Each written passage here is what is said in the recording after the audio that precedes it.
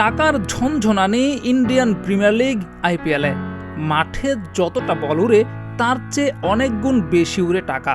আর সেই টাকার টুর্নামেন্টেই ৬ কোটির তারকা ক্রিকেটার না খেলার সিদ্ধান্ত নিয়ে হয়েছেন নিষেধাজ্ঞার মুখোমুখি। ইন্ডিয়ান প্রিমিয়ার লিগ আইপিএলের এবারের আসরে না খেলায় নিষিদ্ধ হয়েছেন ইংলিশ ক্রিকেটার হ্যারি ব্রুক। আগামী ২ আসরের জন্য তাকে নিষিদ্ধ করা হয়েছে। এবারের নিলামে ৬.২৫ কোটি রুপিতে হ্যারি ব্রুককে কিনেছিল দিল্লি ক্যাপিটালস। কিন্তু নিলামের পর এই তারকা ক্রিকেটার আইপিএল থেকে নিজেকে সরিয়ে নেন। জাতীয় দলে আরও মনোযোগী হওয়ার জন্যই আইপিএল না খেলার সিদ্ধান্ত নিয়েছেন, এমনটাই তিনি জানিয়েছিলেন। তবে বিষয়টি ভালোভাবে নেয়নি বিসিসিআই।